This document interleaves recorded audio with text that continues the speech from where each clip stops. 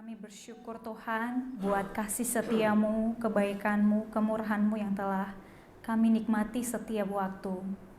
Kami boleh ada sampai pada saat ini, semua karena kasih karunia Tuhan dalam hidup kami. Kami berkumpul bersama-sama mau menyembah dan memuliakan Tuhan.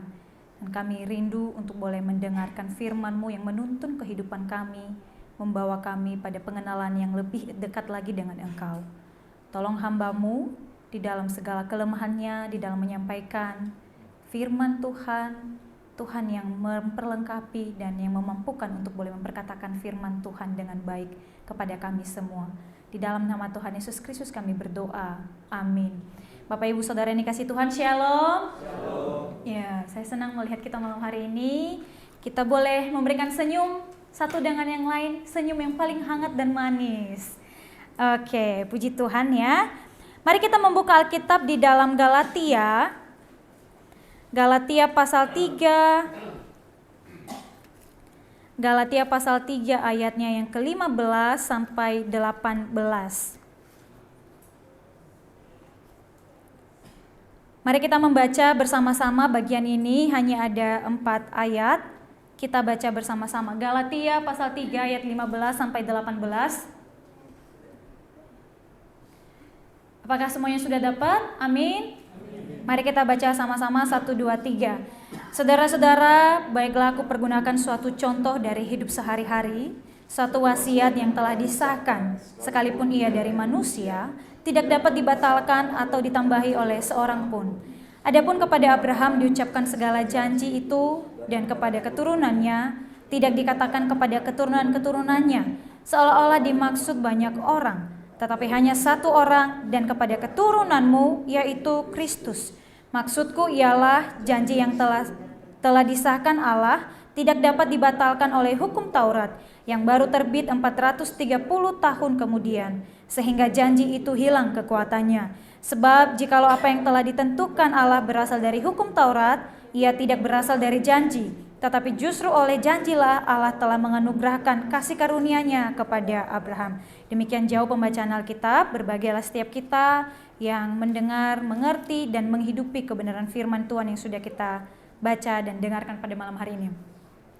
Bapak Ibu Saudara yang dikasihi Tuhan, dalam beberapa minggu ini kita sudah mendengar dan memahami sedikit banyaknya tentang permasalahan yang terjadi terhadap jemaat Galatia. Dan kita tahu tujuan dari Paulus menuliskan surat ini kepada mereka. Bagaimana kehidupan sebagian dari mereka yang ikut terseret dalam tuntutan atau pengajaran-pengajaran orang-orang Kristen Yahudi yang menuntut orang-orang Kristen non-Yahudi untuk harus disunat dan melakukan Taurat supaya mereka tergabung dalam keluarga Allah. Permasalahannya di sini adalah membentuk sebuah komunitas keluarga Allah. Orang-orang Kristen Yahudi menganggap bahwa siapapun yang mau masuk menjadi bagian dalam keluarga Allah, ia harus disunat. Tetapi kita melihat kembali bahwa apakah sebenarnya Tuhan memaksudkan hal demikian? Apakah sebenarnya untuk menjadi bagian dalam keluarga Allah itu harus disunat, harus melakukan hukum Taurat, atau sebenarnya apa maksudnya?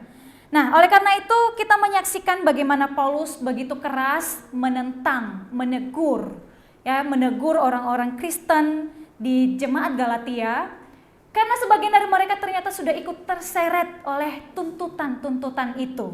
Sudah ikut terseret dalam pengajaran-pengajaran yang melenceng dari kebenaran Injil. Mengapa Paulus menegur mereka dengan sangat keras? Karena Paulus ingin setiap orang percaya setia pada Injil yang benar. Karena kalau pemahaman tentang Injil itu sudah salah, maka pemahaman tentang Allah pun juga pasti salah. Nah, minggu lalu Guru Injil Jason sudah membahas tentang dibenarkan oleh iman. Tentu setiap kita yang sudah hadir minggu lalu sudah mendengarkan bagian itu, bahkan pembahasan beberapa minggu sebelumnya sudah kita dengarkan. Oleh karena itu mari kita review sedikit, ada beberapa pertanyaan ya yang mau kita boleh jawab jawab saja ya, boleh dijawab. Pertanyaannya adalah demikian. Ini kenapa tidak jalan ya? Boleh dilanjutkan aja Kak Wit. Oke. Udah harusnya sih. Apakah menjadi bagian dari beberapa kali kita bahas kitab Galatia? Mari kita review sedikit pengetahuan kita tentang setelah kita mendengarkan bagian-bagian ini. Menurut Bapak Ibu Saudara yang dikasihi Tuhan, apakah menjadi bagian dalam keluarga Allah cukup melalui iman kepada Kristus atau perlu tambahan hukum Taurat? Cukup atau perlu ditambah? Makasih Ci. Cukup atau perlu ditambah? Karena percuma kita melanjutkan kalau kita masih ngambang, masih belum mengambil sebuah keputusan, pemahaman bahwa ini harusnya cukup atau perlu ditambah. Yang setuju cukup boleh angkat tangan. Hanya melalui iman saja orang diselamatkan. Atau opsi keduanya, iman dan perlu melakukan hukum Taurat. Boleh angkat tangan, siapa yang setuju? Kalau selamat memang karena iman, tapi kalau dalam bagian keluarga Allah di 2 Petrus sampaikan harus ditambahkan imanmu yang dibajikan dengan segala macam yang lain, terus sampai kasih pada saudara-saudara. Oke. Nah, nanti ada pertanyaan berikutnya ya. Ada pertanyaan berikutnya dan pertanyaan itu sedikit dijawab dan pertanyaan itu akan dilanjutkan oleh Rasul Budiman di minggu depan. Jadi minggu depan datang. Oke. Nah, saya udah ngomong tadi, silakan jawab minggu depan ya. Oke. Perihal keselamatan di dalam Kristus, diselamatkan berarti masuk di dalam bagian keluarga Allah. Diselamatkan berarti dimasukkan, digabungkan menjadi satu bagian di dalam keluarga Allah. Maka untuk diselamatkan cukup dan hanya melalui iman. Setuju ya? Kita setuju, terima kasih. Nah, Bapak Ibu Saudara, jika begitu, apa fungsi hukum Taurat diberikan? Ya. Dan masih ini pertanyaan berikutnya, apa fungsi hukum Taurat diberikan? Dan masih perlukah kita melakukan hukum Taurat? Pertanyaan ini yang tadi yang saya bilang Rasul Budiman akan jawab minggu depan, tapi kurang lebih seperti ini. Akan dijelaskan lebih detail lagi minggu depan. Jadi datang ya. Melakukan hukum Taurat sebagai pedoman hidup tidak sama dengan melakukan hukum Taurat untuk memperoleh keselamatan. Kurang lebih spoilernya begini, pasti lebih detail lagi nanti akan dijelaskan minggu depan. Artinya adalah melakukan hukum Taurat sebagai pedoman hidup tidak sama dengan melakukan hukum Taurat untuk memperoleh keselamatan. Beda ya, perbedaannya apa nanti. Nah, bagian ini akan kita bahas bersama-sama pada malam hari ini. Apa yang mau kita bahas? Kita kembali pada keselamatan hanya melalui iman saja di dalam Yesus Kristus. Di pasal atau di ayat-ayat sebelumnya sudah dibahas sebenarnya bagaimana Rasul Paulus memberikan satu contoh nyata di dalam perjanjian lama tentang kehidupan iman yang hidup. Contoh yang nyata dari iman yang hidup yang dibenarkan oleh Allah. Dari siapakah itu?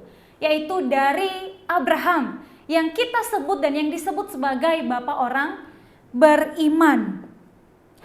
Abraham diberikan contoh bahwa karena imannya kepada Allah ia dibenarkan. Bukan karena ia melakukan hukum Taurat. Atau sebaliknya, Abraham dibenarkan oleh Allah bukan karena ia melakukan hukum Taurat, tetapi karena imannya kepada Allah. Di zaman Abraham hukum Taurat itu belum diberikan. Ratusan tahun ke depan barulah hukum Taurat itu diberikan. Jadi bisa disimpulkan bahwa pemahaman jemaat Galatia pada waktu itu benar-benar sudah melenceng.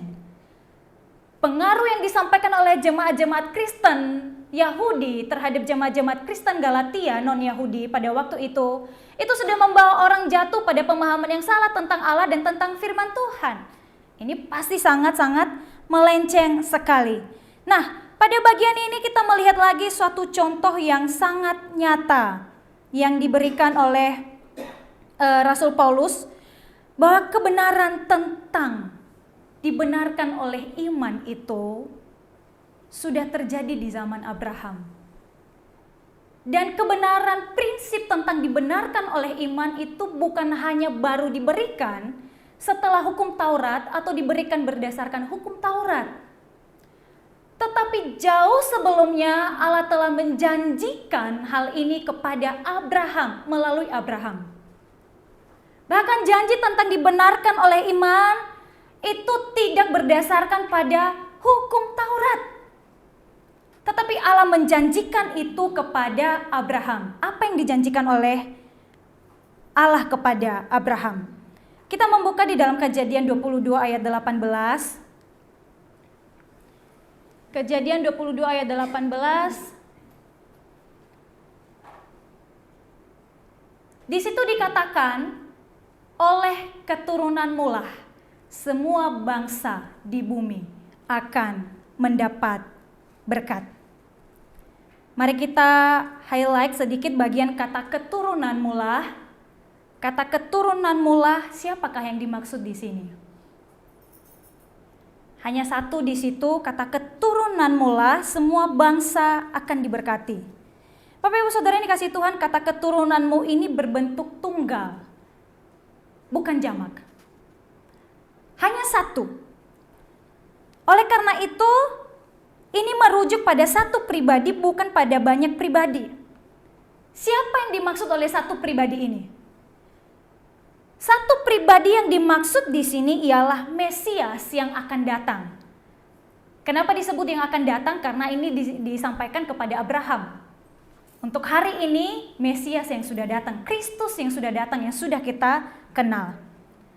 Artinya, bahwa semua bangsa akan diberkati hanya melalui satu pribadi, yaitu Kristus yang berasal dari keturunan Abraham. Apakah yang dimaksud adalah keturunan-keturunanmu yang mencakup keseluruhan keturunan Abraham, yaitu bangsa Yahudi secara daging? Bukan, hanya satu di sini, yaitu keturunanmu, dan yang dimaksud di situ ialah Yesus Kristus.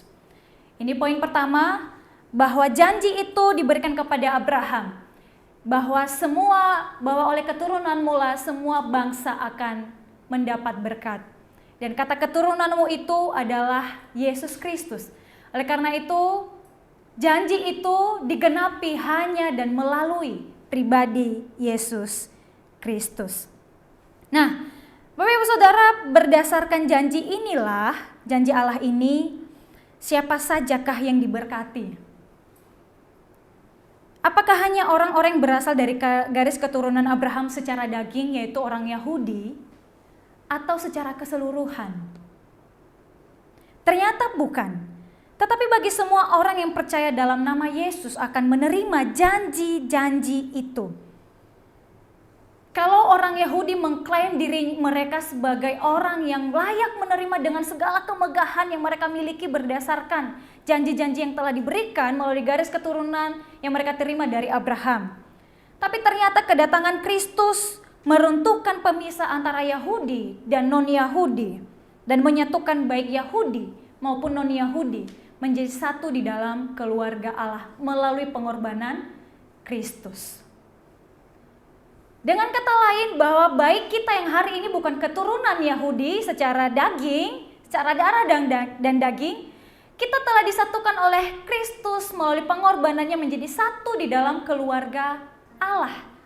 Dan penggenapan janji bahwa semua bangsa akan diberkati itu telah digenapi di dalam Yesus Kristus. Semoga paham sampai di sini ya. Soalnya dia agak muter-muter sedikit Bapak Ibu Saudara ya. Nah, termasuk jemaat Galatia pada waktu itu. Jadi apa yang mau disampaikan Paulus? Yang mau disampaikan Paulus kepada jemaat Galatia adalah bahwa kamu pun jemaat Galatia yang non-Yahudi, bukan karena sunat kamu tergabung di dalam keluarga Allah. Bukan karena melakukan hukum Taurat kamu tergabung di dalam keluarga Allah. Tetapi karena imanmu sajalah kepada Kristus, itulah yang membuat engkau dibenarkan dan tergabung di dalam keluarga Allah. Dan kita semua hari ini adalah penerima dari janji-janji Allah itu. Ada seorang tokoh penulis buku berjudul Progres Penebusan. Semoga cara bacanya ini ya. Oke, udah lewat nih. Semoga cara bacanya benar. Willem van Jimeren. Kalau nggak salah, semoga tidak salah dan semoga benar ya. Dia berkata demikian. Sejak kedatangan Kristus, kita dengan tepat menggeser bahasa. Kita dari bentuk tunggal ke bentuk jamak. Dari sebuah bangsa yang besar dan tanah Kanaan yang diberikan Allah kepada Israel, menjadi dari tiap-tiap suku dan bahasa dan kaum dan bangsa. Bapak Ibu Saudara bisa baca di dalam Wahyu 5 ayat 9. Untuk menggenapi semuanya itu dari segenap suku, bangsa dan bahasa, maka ketaatan akan amanat agung Kristus menjadi sarana yang dengannya segala bangsa akan diberkati. Artinya bagi setiap kita orang Kristen sekarang, di pundak kita, di dalam diri kita diberikan sebuah mandat, amanat yang sangat besar untuk menggenapi janji Allah, semua bangsa akan diberkati melalui dengan melakukan yang namanya amanat agung Tuhan Yesus. Jadi bagi setiap kita silakan giatlah melaksanakan amanat agung Tuhan Yesus ya. Karena ini adalah tanggung jawab setiap kita untuk menggenapi apa yang telah Allah janjikan sejak dahulu kala. Nah, kenapa demikian? Karena Kristus adalah pusat dari sejarah penebusan yang telah Allah rancangkan sejak dahulu. Sejak di dalam Kejadian pasal 3 ayat 15 di Taman Eden, bahwa akan ada seorang nanti yang akan meremukkan kepalanya. Ya, boleh dibaca di dalam Kejadian 3 ayat 15. Dan janji itu adalah digenapi di dalam diri Yesus Kristus. Sebenarnya itulah yang pertama kali Allah mulai menjanjikan tentang keselamatan itu.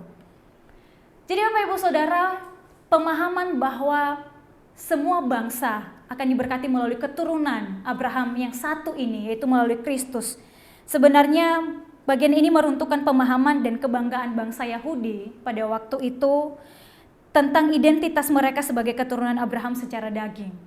Juga membuka pikiran orang-orang percaya yang lahir dari keturunan Kristen, yang merasa bahwa aku pasti selamat kok karena papa mamaku Kristen, kakek nenekku Kristen. Karena ternyata bahwa keselamatan itu tidak berdasarkan garis keturunan, tetapi hanya oleh iman masing-masing pribadi kepada Yesus Kristus. Jika demikian, orang Yahudi yang tidak percaya Kristus bagaimana? Mereka bukan bagian. Karena hanya oleh iman kepada Yesus Kristus sajalah seseorang tergabung di dalam keluarga Allah dan diselamatkan. Inilah janji Allah. Nah, kita membaca di dalam ayat 15 tadi, 15 sampai 18. Di dalam ayat 15 di situ dikatakan diberikan satu contoh oleh Paulus, suatu wasiat yang telah disahkan di antara manusia. Sebelumnya mari kita pahami bahwa janji Allah tentang semua bangsa akan diberkati, dibenarkan hanya melalui iman kepada Yesus Kristus yang adalah keturunan tunggal dari Abraham itu tidak dapat dibatalkan oleh apapun dan oleh siapapun, termasuk oleh hukum Taurat. Sebelumnya tadi saya sudah jelaskan bahwa hukum Taurat itu belakangan muncul. Janji Allah tentang Kristus, tentang keselamatan itu lebih dulu ada dibandingkan hukum Taurat. Jika demikian, apa gunanya hukum Taurat? Pertemuan berikutnya akan kita bahas ya. Maka Rasul Paulus memberikan contoh tentang perjanjian yang dibuat antara manusia. Dia memberikan contoh bahwa jika perjanjian yang dibuat antara manusia saja ada bagian yang tidak dapat dibatalkan, terlebih lagi perjanjian yang dibuat oleh Allah terhadap Abraham. Bapak Ibu Saudara, kira-kira apa ya janji perjanjian antara manusia yang tidak dapat dibatalkan? Kalau janjiku dengan kamu mungkin bisa gagal ya, bisa batal. Tapi apa ya kira-kira ya perjanjian antara manusia itu yang tidak dapat dibatalkan? Wasiat, mungkin. Wasiat. Karena orang yang memberikan wasiat udah mati gitu, jadi udah nggak bisa dibatalin lagi gitu ya. Mau dibatalin ke siapa? Orangnya udah mati kok, udah nggak bisa diubah apa-apa lagi gitu ya. Tapi mungkin ada berubah sedikit, mungkin ada kemungkinan karena kita yang membuat perjanjian adalah manusia.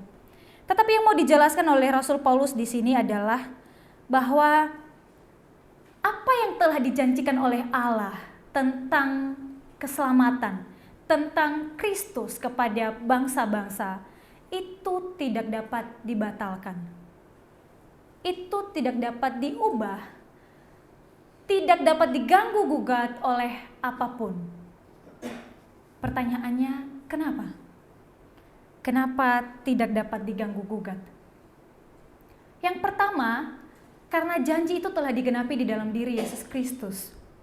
Dan Kristus masih hidup, telah mati dan bangkit dan naik ke surga. Dan semua janji itu telah digenapi di dalam pribadi Yesus Kristus. Yang kedua, karena yang memberikan janji itu bukan Abraham yang membuatnya kepada Allah, tetapi Allah lah yang berinisiatif terlebih dahulu membuat perjanjian itu dengan Abraham. Dan Allah adalah pribadi yang tidak dapat mungkin mengingkari janjinya, tidak dapat melalaikan apa yang telah ia janjikan. Ia setia pada janjinya, ia setia pada perkataan-perkataannya, itulah pribadi Allah. Sehingga segala sesuatu yang telah diucapkan oleh Allah, yang telah disampaikan, yang telah difirmankan oleh Allah itu adalah hal yang tidak mungkin diganggu-gugat oleh siapapun. Tidak dapat dibatalkan oleh apapun, oleh siapapun, termasuk hukum Taurat yang mereka terima dan yang diterima oleh Musa, yang dikenal oleh bangsa Yahudi. Janji manusia mungkin bisa batal antara kita sebagai manusia, tetapi janji Allah tidak akan pernah dibatalkan oleh apapun juga. Dan kita bersyukur untuk hal ini Bapak Ibu Saudara. Nah sekarang mari kita bertanya bahwa ketika kita memahami bahwa janji yang telah dibuat Allah kepada Abraham tidak dapat dibatalkan, ini sebenarnya menolong setiap kita. Menolong setiap kita untuk apa? Untuk memahami yang pertama. Untuk memahami bahwa ternyata bisa ya? Bahwa ternyata setiap kita adalah ahli waris dari janji-janji itu. Ahli waris dari janji-janji itu. Kita adalah penerima dari janji-janji itu. Ketika Abraham pada zaman dahulu dibenarkan karena iman, dan hari ini melalui Yesus Kristus kita dibenarkan berdasarkan iman kita kepada Yesus Kristus. Bukan berdasarkan perbuatan yang kita lakukan, bukan berdasarkan usaha yang kita lakukan dengan menaati hukum Taurat, bukan. Kita adalah orang-orang yang menerima anugerah keselamatan oleh iman kepada Yesus Kristus. Dan kita adalah orang-orang yang harus bersyukur karena keselamatan kita adalah anugerah Allah, bukan berdasarkan perjuangan yang kita lakukan. Bapak Ibu Saudara, kalau mengikuti setiap hari kita sedang memasuki pembahasan shepherd itu di dalam kitab Imamat. Semuanya yang masih mengikuti sampai hari ini? Masih ya, puji Tuhan ya. Oke, kalau Bapak Ibu Saudara membaca kitab Imamat, pusing ya? Peraturannya banyak banget. Detail sekali peraturannya. Banyak sekali peraturan-peraturan tentang kehidupan. Tentang ini itu, bagaimana susahnya manusia untuk menghadap Allah. Hanya satu orang perjanjian, hanya satu orang yang boleh masuk di dalamnya, itu imam besar. Dan itu pun dia sebelum dia boleh masuk di dalamnya, dia harus menguduskan dirinya, melakukan ritual ini itu dan segala sesuatu. Bila melanggar satu bagian setitik saja, taruhannya adalah nyawanya. Jadi kita melihat betapa beratnya tuntutan hukum Taurat itu. Betapa susahnya mengikuti semuanya itu. Beberapa hari yang lalu ketika saya membuat bahan shepherd dari kitab Imamat 16 kalau nggak salah ya, Hari Raya Pendamaian. Saya sudah membaca berkali-kali bagian itu. Dan ketika saya mempersiapkannya lagi, saya melihat dengan begitu detail perintah Allah kepada Harun sebelum dia masuk di dalam ruang Maha Suci untuk mengadakan Hari Raya Pendamaian. Saya bilang di kantor kalau Jason, kalau misalnya coba bayangkan Harun, satu bagian saja dia salah peletakan darahnya, salah peletakan korbannya, atau salah sedikit saja langkahnya, apa yang akan terjadi? Mati langsung. Dia salah. Segitunya Tuhan menuntut ketaatan, segitunya tuntutan yang Tuhan berikan, segitunya beratnya tuntutan hukum Taurat itu. Jadi kalau hari ini kita adalah orang-orang yang boleh menikmati ibadah seperti ini. Kita adalah orang-orang yang boleh menikmati keselamatan yang telah dikerjakan oleh Yesus Kristus kepada kita. Betapa kita harusnya bersyukur. Kita tidak hidup di zaman dengan tuntutan yang sangat luar biasa. Tapi bukan berarti kita tidak dituntut untuk hidup kudus. Tetap, tuntutan kekudusan itu tetap bagi setiap kita. Tapi inilah yang harus kita syukuri Bapak Ibu Saudara. Kita harus bersyukur bahwa kita adalah ahli waris dari janji-janji Allah yang telah digenapi di dalam pribadi Yesus Kristus. Yang kedua adalah kita mengenal Allah yang setia dan konsisten. Allah yang setia dan konsisten terhadap janjinya, terhadap firman-Nya. Ya. Untuk pembahasan sebelumnya tadi saya ingat satu hal. Ketika saya pulang dari, saya mau sharingkan bagian ini. Saya pulang khotbah dari Angke. Terus saya pulang, saya naik Grab. Lalu di perjalanan itu abang Grabnya nanya-nanya kepada saya. Kakak dari mana? Terus saya beritahu saya baru khotbah dari gereja sana. Oh, dia tanya-tanya tentang kekristenan kepada saya dan saya jawab. Untuk pertama kalinya saya mau ngobrol di motor. Biasanya kalau di motor saya gitu karena saya nggak dengar gitu ya. Anginnya kenceng, tapi saya lagi serius banget mendengarkan karena dia tanya tentang agama. Saya pikir ini adalah kesempatan gitu ya. Dan dia cerita tentang bagaimana keselamatan, konsep surga di dalam agamanya gitu ya. Harus diusahakan intinya gitu. Lalu saya tanya kepada masnya itu, mas sendiri mau gak masuk surga? Dia jawab begini, ya maulah kak, siapa sih yang gak mau? Dia bilang begitu. Tapi kenapa mas? Tapi apa mungkin Allah meridhoinya? Saya diam, terus saya tanya, kenapa mas berpikir demikian? Ya, kalau saya lihat-lihat kehidupan saya kak, maka saya bertanya, apa mungkin Allah meridhoi saya untuk masuk di dalam surganya? Tidak ada orang yang tidak mau masuk surga di dunia ini. Saya mau. Tapi saya bertanya, apakah mungkin Allah meridhoinya? Tapi meskipun saya belum tahu pasti jawabannya, saya tetap berusaha kak. Saya tetap berusaha untuk mendapatkan surganya Allah itu. Dia menjawab banyak sekali ya, dia menjelaskan banyak sekali kepada saya. Karena waktunya sudah habis. Saya nyampe di depan gereja. Saya belum sempat menjelaskan apapun kepadanya karena saya mendengarkan. Saya turun, saya menepuk pundaknya, saya bilang, mas, surga itu kalau dalam kekristenan bukan sesuatu yang bisa kamu dapatkan dengan usaha manusia. Tapi itu adalah anugerah Tuhan. Jika kamu mau memperolehnya, percayalah kepada Yesus. Karena itu adalah anugerah. Semoga kita bisa ketemu lagi ya kak, dia bilang begitu. Ya siapa tahu ada orang lain yang bisa menyampaikan berita ini kepada mas itu seperti itu. Tapi kita melihat bahwa orang-orang di luar sana masih mencari-cari dan berjuang ya. Sementara kita adalah orang-orang yang sudah menikmati dan tidak berjuang lagi. Yang kita perjuangkan apa? Mengerjakan keselamatan yang telah Allah anugerahkan kepada kita. Dengan menambahkan apa? Seperti yang disampaikan Pak Yakub tadi, kebajikan, iman, melakukan semuanya itu. Bukan untuk memperoleh itu lagi, tapi sebagai bukti bahwa kita sudah diselamatkan. Kedua, kita mengenal Allah yang setia. Bapak Ibu Saudara, ketika kita memahami bahwa janji itu tidak dapat dibatalkan, karena yang berjanji adalah Allah itu sendiri. Ini menolong kita untuk memahami akan pribadi Allah yang konsisten dan setia. Allah yang konsisten dan setia itu tentu tidak hanya sampai pada tahap dia menggenapi janji keselamatan di dalam pribadi Yesus Kristus. Allah yang konsisten dan setia itu tidak hanya sampai kesetiaannya dan kekonsistenannya tidak hanya sampai pada penggenapan keselamatan yang telah dikerjakan oleh Kristus Yesus. Tetapi sampai pada hari ini, Tuhan itu adalah Tuhan yang konsisten dan setia kepada umatnya, terhadap saya dan terhadap Bapak Ibu Saudara yang hadir pada malam hari ini dan mungkin yang akan mendengarkan dari rumah. Allah kita adalah pribadi yang setia dan konsisten.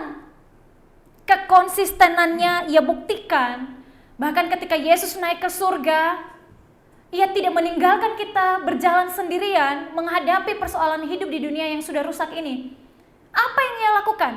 Ia mengutus Roh Kudus untuk menjadi penolong, penghibur, penuntun kehidupan kita setiap hari. Dan di dalam pribadi kita sebagai orang-orang percaya, di dalam diri kita sebagai orang-orang percaya, Roh Kudus itu ada. Keberadaan Roh Kudus dalam diri kita adalah bukti, salah satu bukti akan kekonsistenan Allah, akan kesetiaan Allah. Ia membuktikan bahwa ia setia, bahkan memelihara apa yang telah ia mulai sejak awal.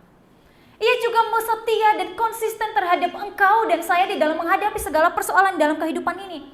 Dan ketika kita memahami bahwa Tuhan setia di dalam kehidupan saya, Tuhan mengutus Roh Kudus-Nya di dalam kehidupan saya, ini menghibur setiap kita di dalam menjalani hari-hari kita yang mungkin tidak mudah ini. Pertanyaannya adalah, apakah kita peka akan kehadiran Roh Kudus dalam kehidupan kita? Apakah kita peka terhadap kesetiaan Allah di dalam kehidupan kita? Mungkinkah ketika kita menghadapi persoalan hidup dan kita bertanya, oh Tuhan, di manakah Engkau? Engkau tidak setia lagi kepadaku. Lihatlah, pekalah akan kehadiran Roh Kudus dalam dirimu. Itu salah satu bukti yang kuat akan kesetiaan Tuhan dalam dirimu. Kita bersyukur Bapak Ibu Saudara, bahwa kita adalah orang-orang yang boleh menerima janji itu. Kita bersyukur buat kekonsistenan Allah, kesetiaan Allah di dalam kehidupan kita. Meskipun hari-hari kita tidak mudah, tapi inilah yang kita ingat. Allah setia, Allah konsisten di dalam hidupmu. Dan Roh Kudus adalah salah satu bukti yang nyata kehadiran Allah, kekonsistenan Allah, kesetiaan Allah di dalam hidup kita. Ia tidak membiarkan kita berjalan sendirian di dalam menghadapi kehidupan ini. Sudah sejauh ini kita membahas kitab Galatia, maka satu pertanyaan terakhir, saya rindu kita boleh merenungkan dalam 30 detik sebelum kita menjawab. Prinsip tentang diselamatkan hanya oleh iman di dalam Yesus Kristus. Apa relevansinya di dalam kehidupanmu dan kehidupanku sebagai orang percaya? Bila keselamatan itu bukan berdasarkan usaha manusia, tetapi hanya oleh iman saja, apa hubungannya dengan engkau dan saya sebagai orang percaya? Paham pertanyaannya? Apa sih hubungan diselamatkan hanya oleh iman dalam Kristus Yesus dalam kehidupan saya sebagai orang percaya? Apa sih hubungannya? Apa pentingnya saya mendengarkan bagian-bagian ini selama berkali-kali, bahkan mungkin udah beberapa kali dalam 1 tahun ini? Boleh ada yang mau kasih masukan? Kasih pendapat?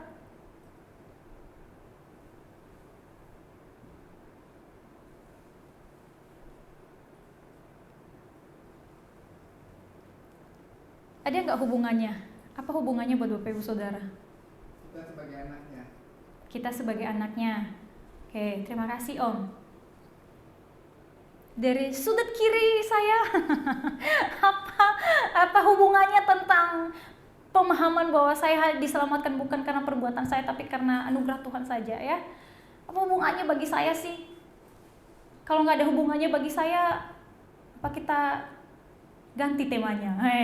Ya, enggak ya, bukan gitu ya, tapi pasti ada hubungannya harusnya. Kaum wanita, kaum pria tadi diwakili oleh Om Fadson. Paham ya pertanyaannya Bapak Ibu ya?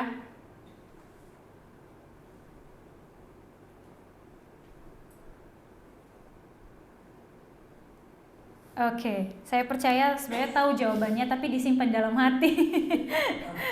Disimpan. Karena iman, kalau menurutin hukum Taurat, beberapa banyak korban yang harus dipidana bisa bayar karena darah Yesus satu. Itulah hukum Taurat kan sudah nggak ada lagi belakang ini yang berlaku.